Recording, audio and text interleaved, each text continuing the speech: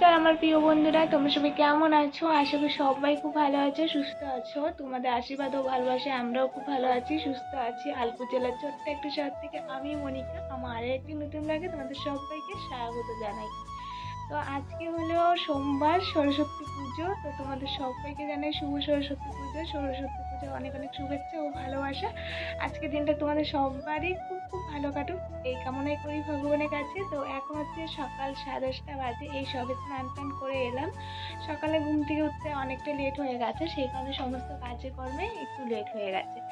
যাই হোক, আজকে একটি সুন্দর ব্লগ তোমাদের সঙ্গে শেয়ার করবো। আজকে সারাদিন কী কী করি না করি সেই সমস্ত কিছু নিয়ে সুন্দর একটি ব্লগ তোমাদের সঙ্গে শেয়ার করবো। আশা করি তোমাদের ব্লগটা আজকে সবারই খুব খুব ভালো লাগবে। আমার কাছে অনুরোধ রইল পুরো ব্লগটি যদি আমার পাশে থাকা, আর হ্যাঁ অবশ্যই কিন্তু কমেন্ট করতে ভুলো না আজকের ব্লগটি তোমাদের কেমন লেগেছে। তো যাই হোক, এখন হচ্ছে স্নান টান করে এলাম, বললামই তো। এখন যাবো রান্নাঘরে, সকালে কি মানে কিছু একটা রান্না করবো। যেহেতু ভাবছি আজকে খিচুড়ি করবো, ইচ্ছা আছে, জানি না। আজকে সরস্বতী পুজো, তো সব জায়গায় তো আজকে সব জায়গাতেই খিচুড়ি হবে, মানে কম বেশি সব জায়গাতেই, স্কুলে, ক্লাবে, অনেকের বাড়িতেও হবে খিচুড়ি। তো সেই কারণে ভাবলাম আমিও আজকে খিচুড়ির আয়োজন করি। তো সেই কারণে প্রস্তুতি নিয়ে নিয়েছি। এদিকে আসো, এদিকে আসো, এখানে আসো, পিছাও। বলো। তোমাকে তোমাকে আমি এখন রেডি করিয়ে দিব, তারপর তুমি আমাকে রেডি করিয়ে দিবে। তোমার হাতে কি ওটা? শাড়ি? কার শাড়ি? এদিকে চাপো একটু, দেখাই যাচ্ছে না তোমার শাড়ি। তুমি হাতে কি পরেছো? দেখাও, দু হাত দেখাও। ওটা রাখো, দু হাত দেখাও।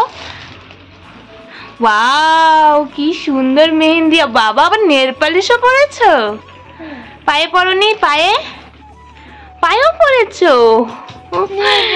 ওই দেখো, মাম্মাম হচ্ছে এখন শাড়ি পরবে, তাই শাড়ি নিয়ে এসেছে, আমাকে বলছে শাড়ি পরিয়ে দিতে, তাই তো? ঠিক আছে, আমি এই যে রান্না বসিয়েছি, রান্নাটা কমপ্লিট করে মাম্মামকে নিয়ে ঘুরে ঘুরে করতে যাবো। দাঁড়ো, এটা ধরো, এটা ধরো। এখন তোমাদেরকে একটা কথা ক্লিয়ার করে দিই, সেটা হলো আগের ব্লগে তো তোমাদেরকে বলেছিলাম যে মাম্মাম পুষ্পাঞ্জলি দিতে গিয়ে এমন একটা অবাক করে দেওয়ার কাণ্ড ঘটিয়েছিল। সেটা কি বলতো? সেটা হচ্ছিল কি, মাম্মাম যে ওখানে পুষ্পাঞ্জলি দিচ্ছিল না, ওখানে পুষ্পাঞ্জলির যে কটা মন্ত্র ছিল, মানে এত সুন্দর করে বলছিল যে ওখানে যে কটা মানুষ ছিল প্লাস ঠাকুরমশাই, সবাই একদম পুরো অবাক হয়ে গেছিলো। ঠাকুরমশাই ওর মন্ত্র শুনে তো উনি মন্ত্র বলতেই পারছিল না, এত হাসাহাসি হচ্ছিল, কিন্তু ওর মন্ত্রগুলো খুব ভালো হয়েছে। তো আমাকে যখন ওর মন্ত্রগুলো আমি শুনছিলাম, জানি না তোমরা কে কতটা বুঝতে পেরেছো। আমি যে ওই ভিডিওটা করেছিলাম না, ওটা অনেক লাস্টে করেছিলাম, সেই কারণে হয়তো তোমরা কেউ বুঝতে পারোনি, আর কেউ হয়তো বুঝতে পেরেছে কিনা সেটা আমি জানি না। তবে হ্যাঁ, ঠাকুরমশাই কিন্তু বলেছিল আমার এত বছরের পুজোর মধ্যে এই প্রথমবার একটা বাচ্চাকে দেখলাম এত সুন্দর করে মন্ত্র বলতে। সত্যি কথা বলতে শুনতে খুব ভালোই লেগেছিল, ওর আধু আধু কথাগুলো না বেশ ভালোই লাগছে। আমি তখন বললাম যে ও এইভাবেই কথা বলে, আধু আধু কথা বলে, কিন্তু আমরা কখনো কখনো বুঝতে পারি, কখনো কখনো বুঝতে পারি না।